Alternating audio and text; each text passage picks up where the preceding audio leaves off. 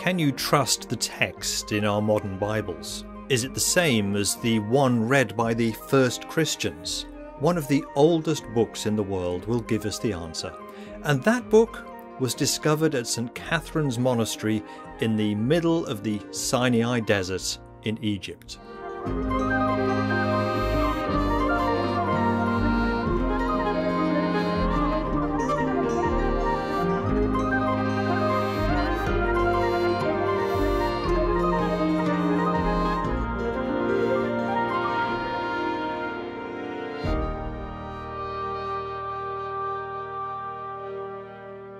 It's hardly surprising that there's a monastery here at the foot of Mount Sinai, or Mount Horeb, there's the other biblical name for it. And this monastery goes back almost to the beginning of Christianity, maybe the 3rd century, and has been continuously used as a monastery, as a place of meditation, as a place of reflection ever since.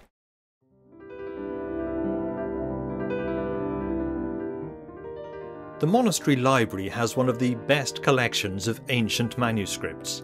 And with my friend Tor, from Norway, we have an appointment with Father Justin, the librarian.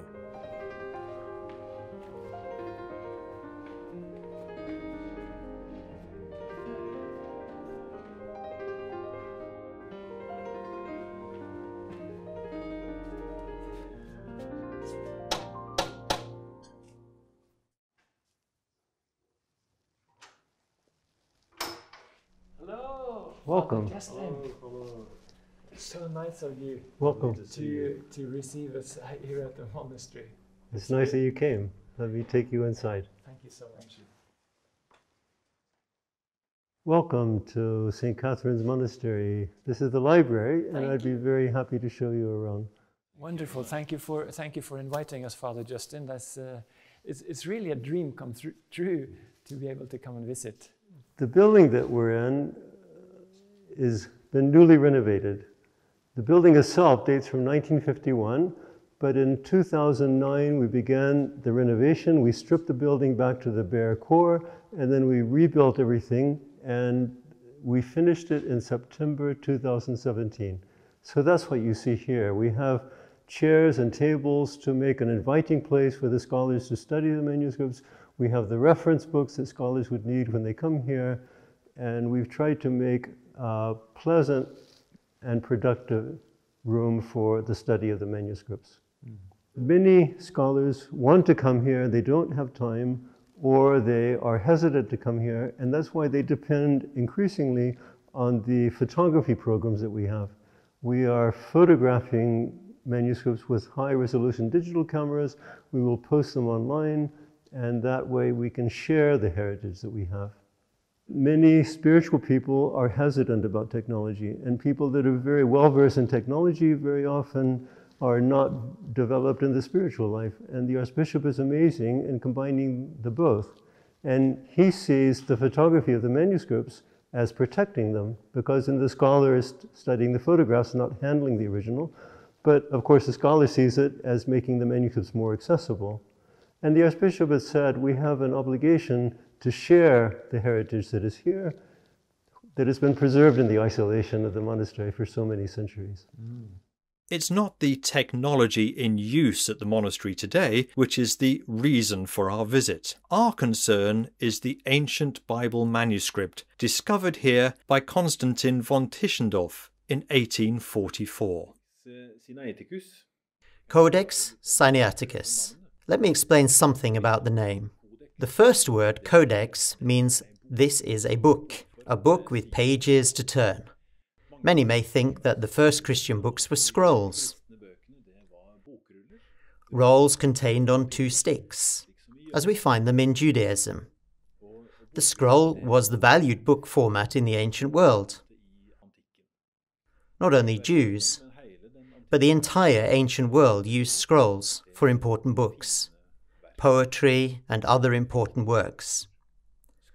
If it was going to be high class, they used the scroll.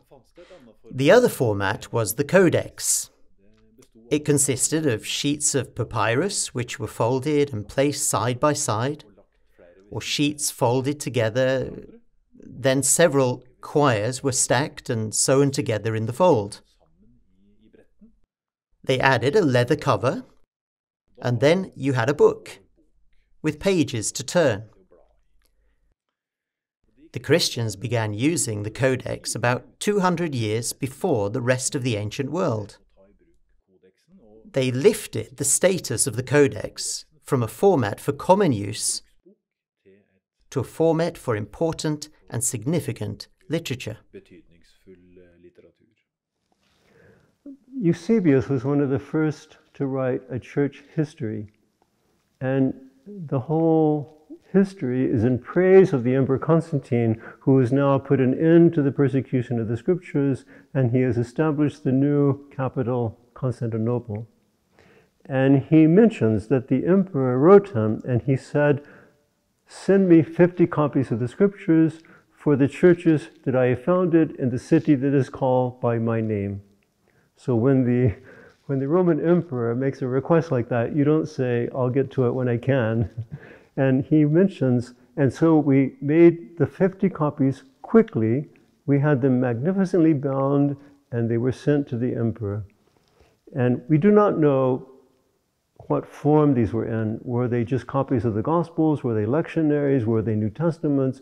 Were they the complete Old and New Testament, or a combination of all of these?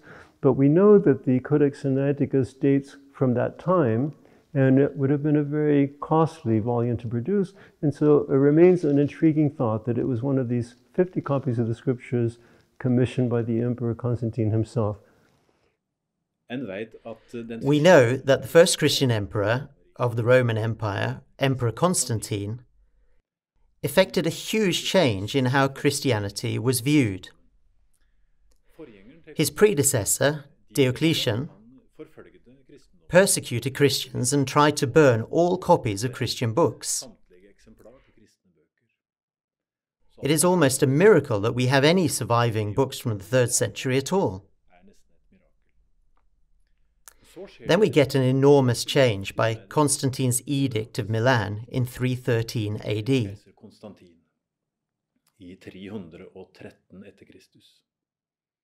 Constantine is the first Christian emperor in the Roman Empire. He makes Christianity a legal religion by this edict, from being persecuted to being a legal religion in the Roman Empire.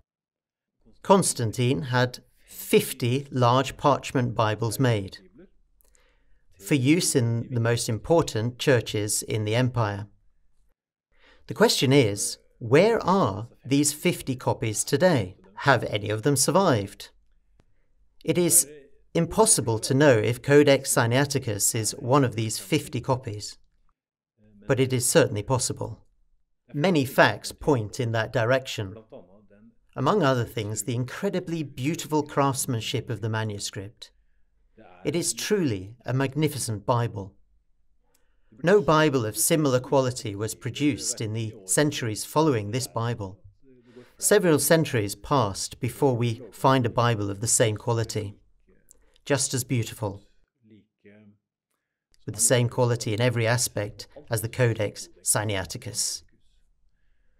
The expensive, fine and thin parchment, the beautiful handwriting, which must have taken a long time to produce. Everything testified to an incredibly high quality. Maybe Codex Sinaiticus was produced by imperial command. The emperor certainly had the power and the means to produce such a magnificent volume. The manuscript is written entirely in capital letters, so is called majuscules, and in beautiful handwriting.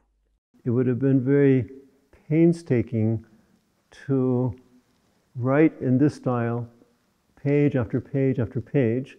It required a great discipline, a lot of training, but the result is staggeringly beautiful. Your eyes have to adjust a bit to the fact that there's no word separations, and sometimes because they're writing in narrow columns, they break the word or the line in unexpected places. But once you get used to that, it is a very beautiful text to read. In the classical world, texts that were not meant to be kept were written on papyrus. Papyrus is the pith of the papyrus plant, and they would cut this into thin strips, place them at right angles, and then beat them, and the mucilage in the plant would cause them to mesh together. And it is surprisingly strong, very supple. It is an excellent writing material. But because it is vegetable fiber, in a Mediterranean climate, it would last about 100 years and then deteriorate. So a manuscript written on papyrus had to be copied regularly. A more permanent writing material is parchment, but parchment has always been very expensive, and it is a very specialized craft. You can't just find a sheep in the desert and think, I'm going to make a piece of parchment. It's a very specialized craft, and it was done in metropolitan areas where you had a large number of animals being killed for the meat. And the people who made the parchment had to take the animal skin immediately and start processing it. They would put it in lime, they would remove the hair and the fat, they would stretch it on a skin, on a frame, and then they would shave the skin until it becomes thin. What's surprising about the Codex Sinaiticus is that it is so thin and the sheets are so even. With a caliper, they measure between 1/4 and 1/10 of a millimeter. It was this manuscript Constantine von Tischendorf discovered at St. Catherine's Monastery. Tischendorf is the first in history to dedicate his life to the active search for ancient manuscripts of the Bible. Supposedly, he wrote a letter to his fiancée where he says, "You have to wait a few years before I can come and marry you, because I have to undertake a long journey in the East in search of ancient manuscripts." And she waited, as far as we know. Constantine Tischendorf came here 3 different times. Yes. 1844, 1853, 1859. It was when he came here in 1844 that he took 43 leaves with him that are today at the University of Leipzig. It was when he came here in 1859 under the auspices of the Emperor of Russia that he was shown the rest of the manuscript, and he was beside himself with joy because he realized the New Testament is absolutely intact. And even to this day, it's the world's oldest intact New Testament. So he asked, could the manuscript be sent to Cairo where he could make a transcription, and his transcription would be the basis for the publication of this text. And the monastery felt an obligation for scholarship, for the study of the scriptures, so they agreed. They sent the manuscript to Cairo. It was given to Constantine Tischendorf in sections. He took it to the German embassy and he wrote a transcription. But there are corrections. There are corrections on the corrections. There are places where the text is very faded. And he was hesitant that his transcription was going to be sufficiently reliable for publication. And that is when he asked, could this manuscript be sent to St. Petersburg? It would be there on hand for the publication, and then the manuscript would be returned to the monastery at its first request. So Tischendorf was in active search for ancient manuscripts, and in 1844 he came to the monastery at the foot of Mount Sinai. He was granted access to search in the large library of the monastery, and they searched for really old manuscripts from the time of the Roman Empire. What happened next is hard to tell, because now the story splits into 2 versions. One version follows the diary of Tischendorf, who relates the story in this way. As he exited the library,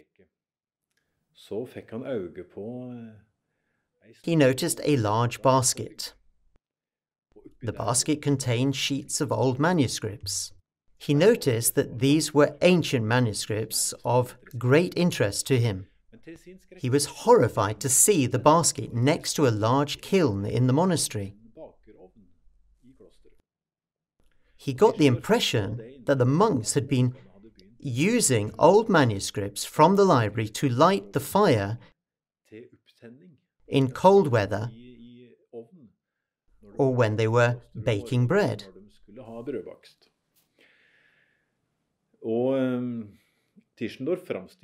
In his diary, Tischendorf portrays himself as the one who saved the manuscript from further destruction and persuaded the monks to stop using ancient manuscripts to light their fires.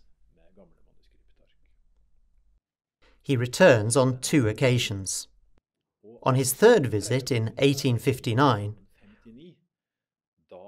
one of the monks shows him the rest of the manuscript from which the first sheets were taken.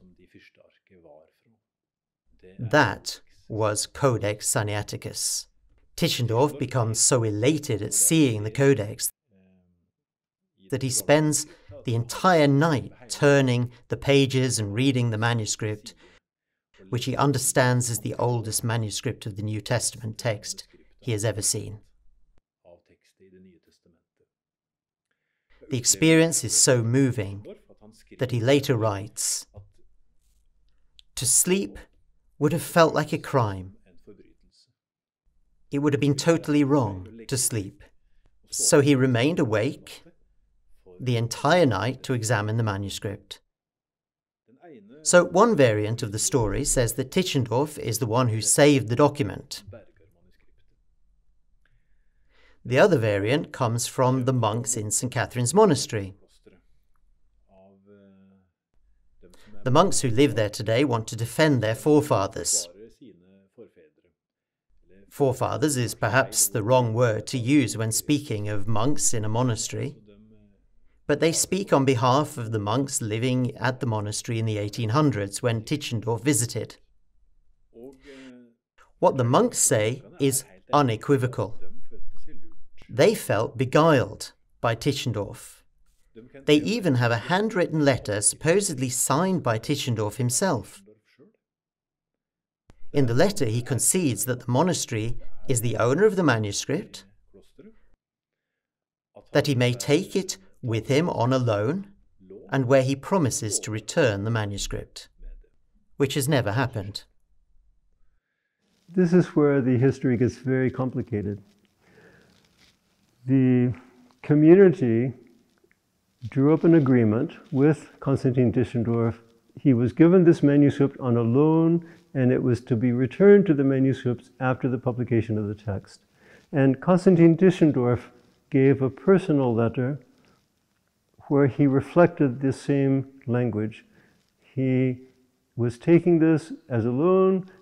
He promised to return it to the monastery at the monastery's first request. In 1862, when it was published, it was the oldest Bible known, and so it became sensational. And the Minister of Education in Russia pointed out that they were obligated to return the manuscript. But it was Constantine Tischendorf and also the Emperor of Russia who said, perhaps other avenues will present themselves. And so they began a negotiation. And the story is that the monastery depended very much on the income that it received from the properties and gifts that had been donated to the monastery in Russia and the Ukraine at that time. And the Russians impounded these income, and they said, we will not restore them until you sign over the Codex.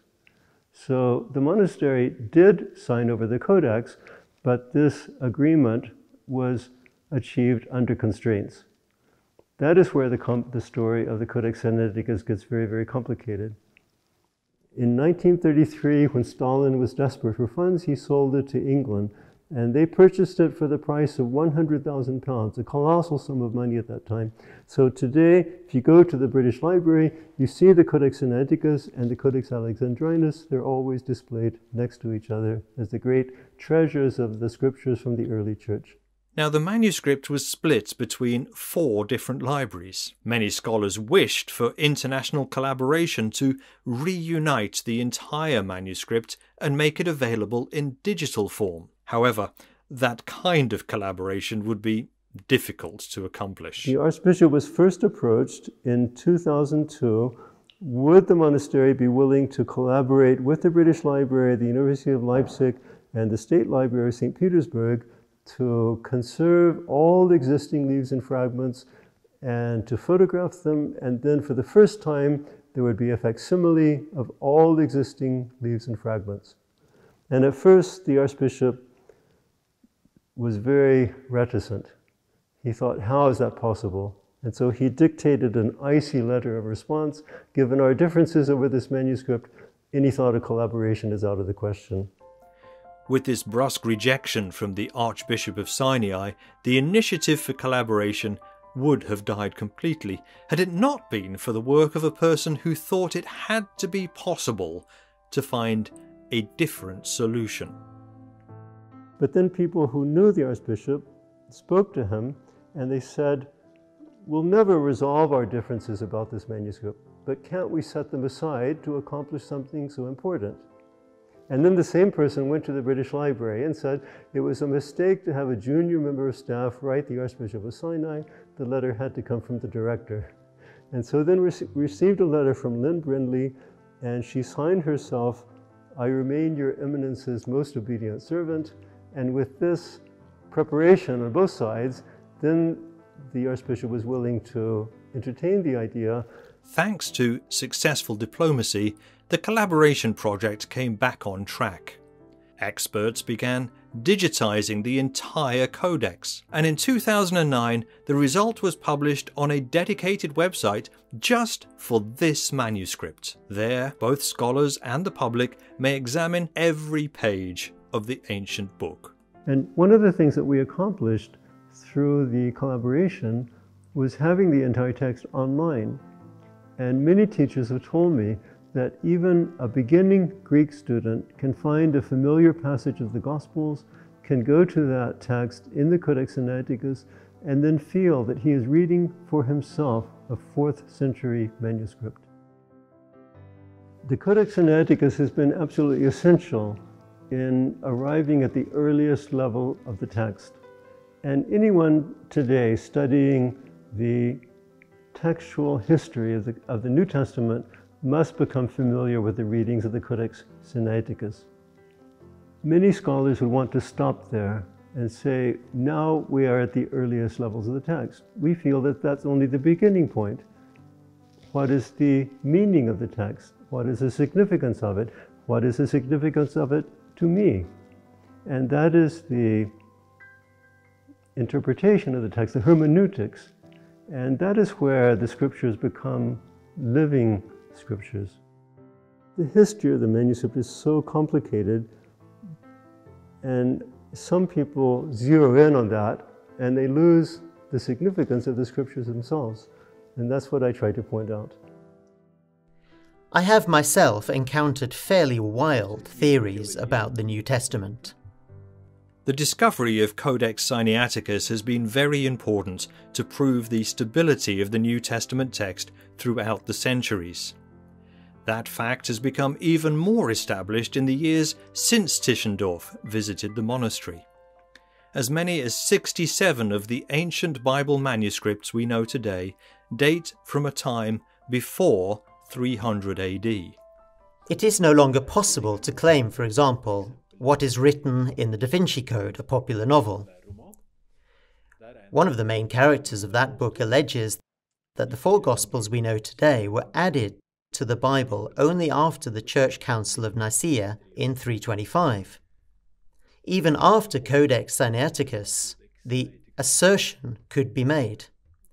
Because the Sinaiticus showed us a New Testament from the middle of the 4th century. But after the 1800s, we have found 67 manuscripts that are earlier. We may compare these and we see, yes, the same 4 Gospels appear in a New Testament from the 3rd century as in a Testament from the 4th century. Always these 4 Gospels. Never 3, never 5, always these 4, Matthew, Mark, Luke, and John. Those are the books Christians have read right from the beginning. They are also included in Codex Sinaiticus. What does Codex Sinaiticus show us? First of all, it shows us that certain things happen when a manuscript is copied by hand. There are some variations in spelling of words and expressions, variations between the copies. There is a certain variation at the micro level, but an incredible stability on what we may call the macro level, the large and important issues.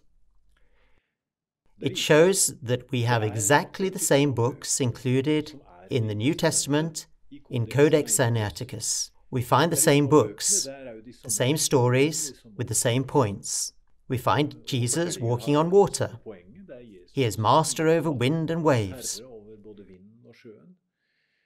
We find the same image of Jesus in these stories.